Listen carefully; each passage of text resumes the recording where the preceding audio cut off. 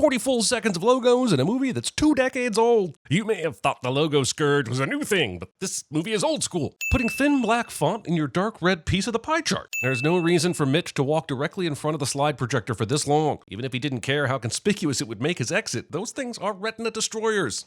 Sorry, your seatbelt seems to be broken. What do you recommend I do? I recommend you stop being such a So what's the joke here? Seatbelts are bullshit? Taxi drivers are bullshit?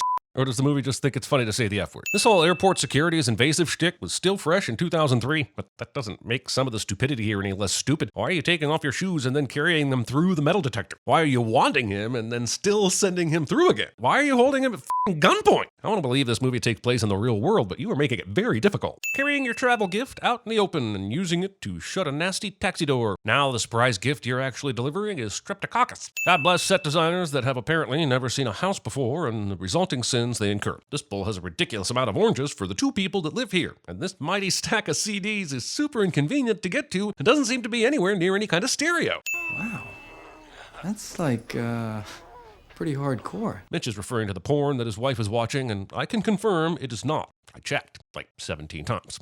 I thought you were just talking dirty. Somehow Mitch has misunderstood that another f***ing orange! This level of fridge magneting is completely unacceptable. You get 5 magnets at most, and the only thing they're allowed to hold up are children's pictures, takeout menus, and this year's Christmas photos. Why do you have a random letter of the alphabet or 2 and what looks like an egg trying to escape the freezer? Well, this is it, Frank. It's now or never.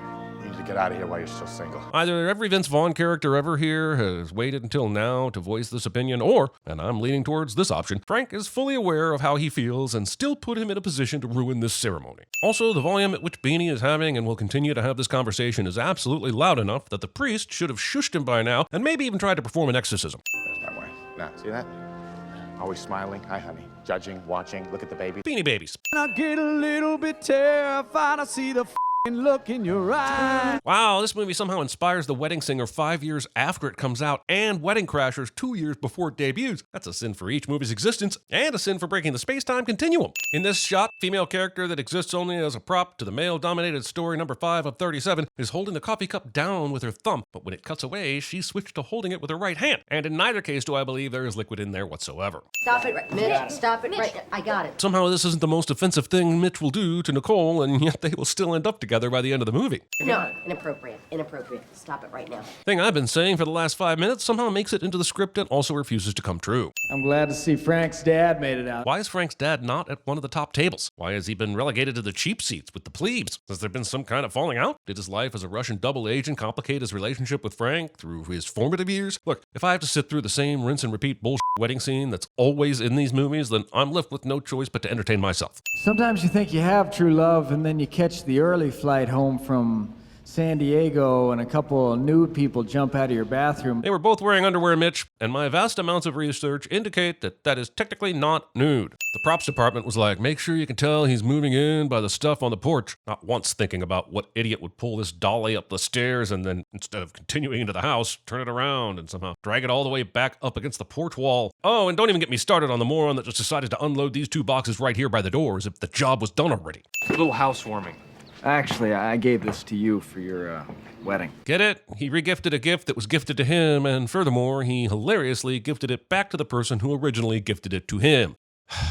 It's not just the opening. The whole movie is going to be a selection of tired stand-up routines, isn't it? This exact one. There is no way Mitch could absolutely know this, and Frank gives up on this lie way too fast. Okay, this is the last continuity error I'm pointing out because they are all over the place. But Farrell clearly uses the blade of the stick to smash this glass, but when it cuts to the wide shot, the butt end has clearly done the damage. Also, this scene may have also given birth to Blades of Glory and Neighbors. This movie has so much offspring, it's basically the Nick Cannon of mediocre comedies. Brought you an iced tea! No, you brought 2 teas and some cookies, maybe? Scones? Whatever. Point is, this is clearly a take a break and drink some tea with me setup, and there was no need for you to drag the whole ass tray out to the car. Set that on the porch, and then go have the conversation. Thinking that this poster would result in this crowd. Also choosing Mitch-a-Palooza instead of the far more imaginative Mitchella, Mitch by Mitch West, or Mitchfork Music Festival.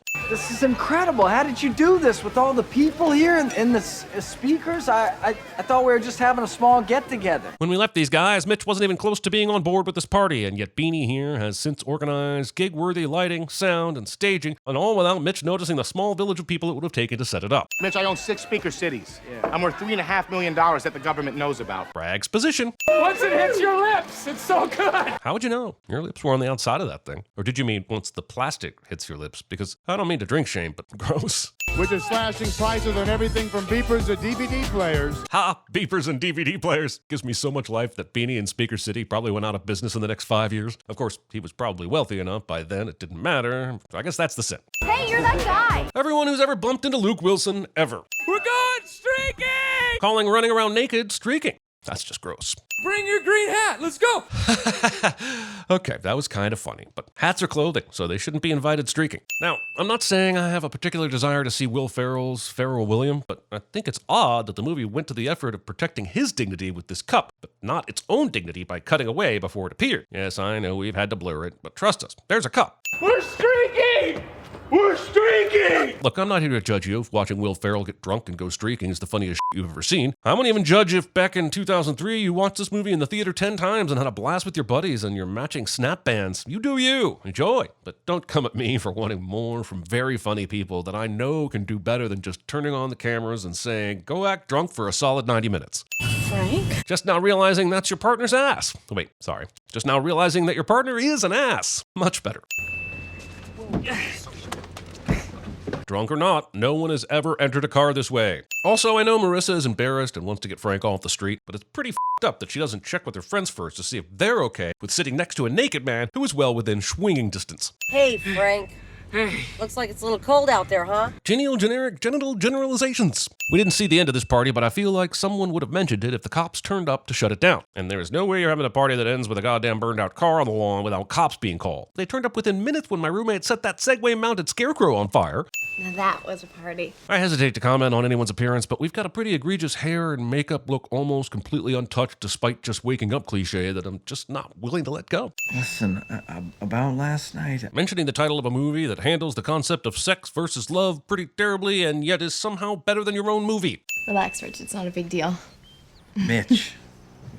With an M. Considering Mitch's complete surprise that someone was sleeping next to him, his offense at being misnamed feels very much like the pot telling the kettle he doesn't remember f***ing it last night, I think. At Speaker City, we're slashing prices on everything. Convenient commercial that's playing at the very moment these two start a conversation together is convenient. Jeez. Is that you? Aside from being a thing I ask my intestines occasionally, this sentence is also referring to yet another convenient participant in the plot of the movie that Mitch just happens to know and have a past with. This movie universe is such a small world, I'm beginning to suspect it was actually Disney who made this movie. Who the f*** is using this tiny ass clearly meant for a bedside table clock to tell the time in this office? Also, I'm sure plants are meant to be calming, but this office has crossed the line from oxygen enrichment directly into midway through a game of Jumanji where the room is being reclaimed by a jungle levels of plantage. Frank is now telling a story about wondering what color a waitress's underwear was, and his wife and therapist will react like this is some sort of crazy admission. And let me just be clear, this is the very fabric of normal human behavior happening right now, and I am very confused. Ah, sudden mustachioed lock from Lost! Skittles? No thanks. Not tasting the rainbow! It violates the zoning restrictions set forth in the National Historical Preservation Act of 1966. Oh, come on, everyone knows that act is a total... Is that another goddamn tiny clock? I don't think you've met my daughter, Darcy. This is Mitch Martin. See, it's funny because his penis has met her vagina. To think that in just 7 months you're going to be graduating from high school. That's what I hate about these jokes about accidentally sleeping with high school girls, man. I get older, but they stay the same aged. Poorly. 1, 2, 3, and I'm counting these as 4, 5, and 6 lamps in this room, and what bachelor lives like this? And that's before we even get to the right side of the room. Also, whoever said, F this guy in particular, and made sure this light was shining directly at his face. Beanie, what the hell is going on here? I feel like a lot of Mitch's problems would be solved if we stopped leaving Beanie with keys to the goddamn house. But this is my house. I live here, Beanie. I'm 30 years old. None of us are enrolled in the college. In general, it doesn't seem like a great idea to list all the reasons your plot doesn't make a lick of sense, but in this case, it's also very dumb. I'm trying to ask Mitch whether or not he had an awesome time. Yeah, I had a good time. This is a very strange way of saying, other than inadvertently risking my career by having sex with my boss's high school attending daughter and now having to live with Frank while he prepares for a divorce, yeah, I had an awesome time. I don't know why it's so hard for you to admit that you want this. We got 40 guys out there that want this. There must be a reason for it, Mitch. Yeah, but if 40 dumbasses jump off a cliff because there's a strip club at the bottom, that doesn't mean there's a reason. It just means that 40 dumbasses were attracted to the same proposition. Say yes. Yes. He says yes. Go time! Mitch, Frank, and Beanie go on an absolute rampage through residential neighborhoods, main roads, and parking lots and get away with it. This crash completely cracks the windscreen of the van until it doesn't in the next shot. I know I said it wouldn't sin continuity anymore, but it's a cracked windshield. The kidnap the pledges scene is funny, I guess, but how the hell did they know he was going to be loading up with his groceries at the store at this very moment? The real life version of this is just a lot of wandering around saying things like, "Hey, have you seen Roger?" Why is the other end of this string tied securely to your penis? Giving the guys from Jackass ideas, as if they needed any help.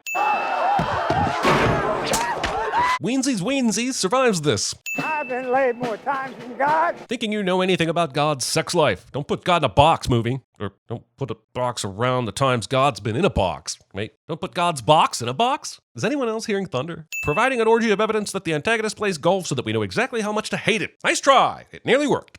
Half these guys don't even go to the school. You see the one guy, he's like 90. Well, technically, that doesn't matter. They found a loophole. Not that I'm going to explain it all, but rest assured, a loophole was found. Yep, they totally found a loophole. Should I go now? I don't care how much of an asshole Pritchard is. I think him having the same photo side by side, but with one slightly more zoomed in, is more of a sign of the movie's lazy prop work than it is his vanity, especially when it also appeared on his desk. I'm going to avoid going book by book and just say that based on the mix of fiction and nonfiction on this shelf alone, there is no kind of organizational structure to the literature in this room. I need this, okay?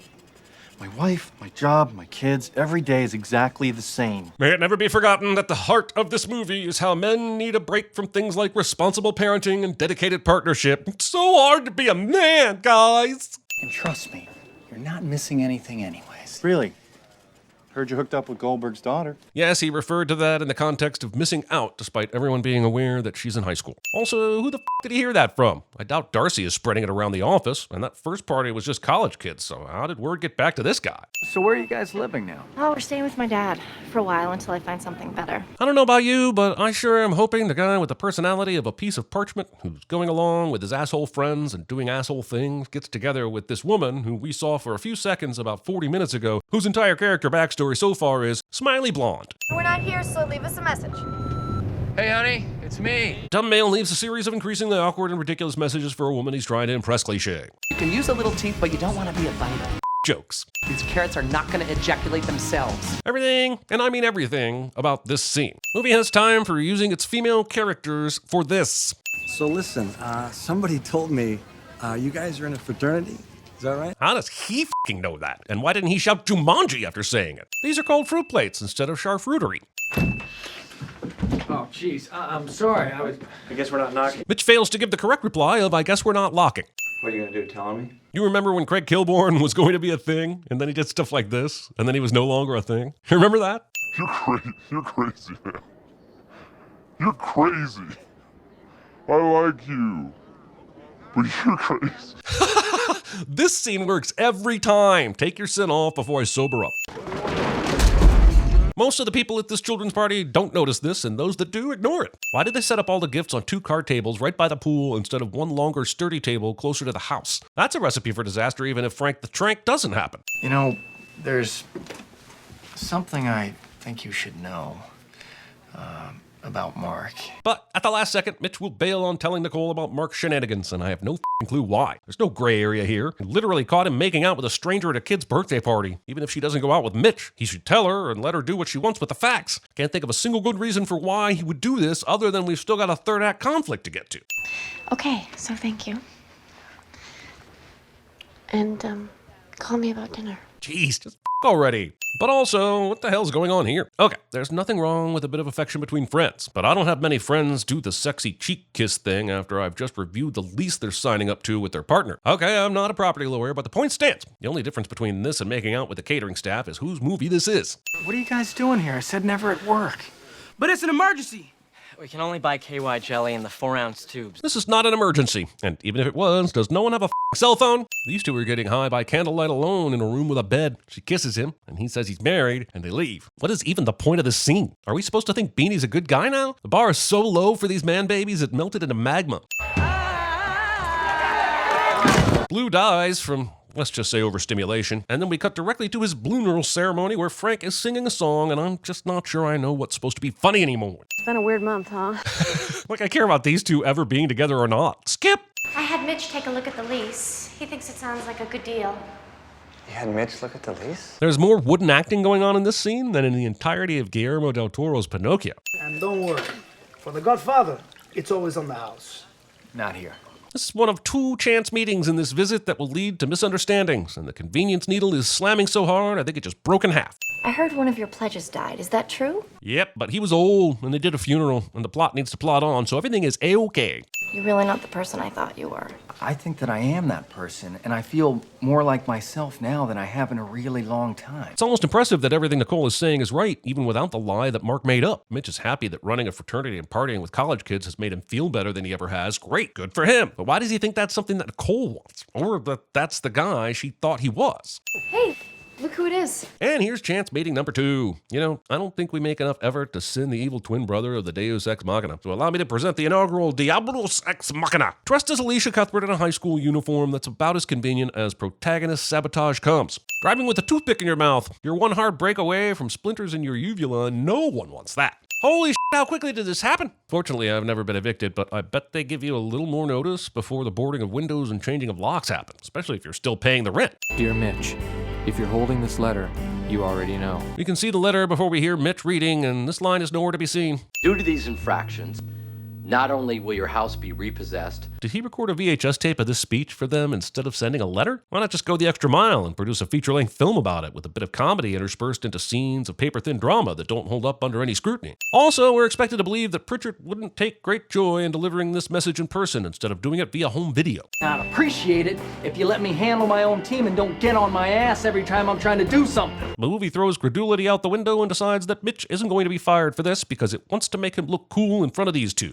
Gentlemen, got some good news and I got some bad news. Is the bad news that everyone in your fraternity only eats one bite out of the center of their toast? It's so wasteful! This next part of the movie, where we get a montage of all the ways the university is going to test their fraternitude, feels like it should have been the actual plot of the film. But instead, someone thought it would be a better idea to give us a dozen vignettes of Wilson, Farrell, and Vaughn getting drunk interspersed with their wives being taught to suck off legumes. I got a little creative with some of their tests. It should make for a very entertaining day. Movie. You mean it will make for a very entertaining movie, because if you really wanted to cheat, you don't rig the competition, you rig the results. What is your position on the role of government in supporting innovation in the field of biotechnology? Frank will go into some kind of fugue state and apparently give the perfect answer, and that is a bit of convenience that is never explained. Also, how is the f***ing lawyer not on the debate team? Your rebuttal, Mr. Carville. We have no response. Oh, f*** off with your no response BS. The first rule of Debate Club is that you always talk about Debate Club and you always have a response, even if you don't believe it or the chair hasn't clearly assigned positions on the topic. Which of the following is a generally accepted graphical technique? No one thought it would be a good idea to put the guy very obviously speaking into a microphone at the back of the class instead of under the examiner's noses. Not to worry, they'll all end up giving themselves away by touching their earpieces and still go unnoticed, so what the f*** do I know? Did anybody really think this poor bastard flicking through textbooks would be able to beat the guy with the f***ing internet? The answer is A, Harriet's method of solving cubics. Obvious cheating is obvious, sure, but also, how would you even have the time to handle each question like this? Pausing the movie here. Having 4-time Emmy winner Rob Corddry in your entire movie and never letting him speak. We can't have anyone freak out there, okay? It's almost as if someone thought that simply telling Will Ferrell to get naked and start screaming would automatically result in comedy. And I kind of see why you might think that, but it does not. It's almost as if someone thought that simply telling Will Ferrell to grab the ribbon and do things would audit lip. This movie trades far too heavily on the Will Ferrell doing random shit would be funny concept, and it's a goddamn wasted opportunity. Everyone here is fun, but you gotta give them something to do. Excuse me, Mitch. Am I interrupting? Nope, you've arrived precisely where the script asked you to, at the most convenient time possible. I know how bribes work. I bribe people all the time. Just change my mind. I was about to send Dean Pritchard for not realizing that there are bound to be copies of this highly incriminating tape, but since Megan let this chase continue, I'm going to send her dumbass for obviously not making said copies. Also, what's the benefit of doing this in front of Pritchard? They don't use it to reverse blackmail him into getting the fraternity back, so this is purely about revenge and could have gone straight to the police. Is assaulting a member of the public on college grounds in front of witnesses more or less damaging than an incriminating audio tape? Either way, I'm pretty sure this display is going to wreck his chance at tenure. Math! These two columns are not only nonsense, they are repeated nonsense, which honestly, repeating the same ridiculousness over and over again fits right in with the rest of this movie. So congrats on the consistency, I guess. Hey. Wow. I know they're brothers, but I swear the only direction Luke Wilson was given in this movie was be like Owen Wilson, but with 75% more wow. And you were right about Mark. What happened? Oh, well, let's just say I caught him red-handed. And that's all we will get about that. Let's pretend I actually was invested in these two as a potential couple. Don't you think I maybe wanted to see the moment she figured it out or that he got his comeuppance? No? As long as we know she came back to our lovable loser in the end who gives a shit about her emotional journey or agency. Cool, just making sure. Also, why does any of that equal coming back to Mitch? Fine, he was right about Mark, but he still had sex with a high schooler who's tangentially responsible for the death of a veteran and didn't tell her about Mark until his own neck was on the line. How is any of that appealing to Nicole? I'd be more than happy to, show you around. Really? Don't mind us, friends that have come to help me move house. Just gonna bang this lady on the floor since all the furniture's been removed, as you were. Open containers around electrical equipment. You want ants? Because this is how you get ants and a bill for thousands of dollars of audio gear. Oh, Let's recap the villain of the story here. Dean Pritchard attempts to shut down a fake fraternity operating on campus that's been run by 30-year-olds that are looking to party with teens. 30-year-olds that, by the way, bullied the snot out of him at college. He goes a bit too far and resorts to blackmailing after his initial attempts fail, and he ends up losing his job and going to jail. Did I get that right? Man, I am so glad that on top of that, he gets straight up killed as well. Justice for all!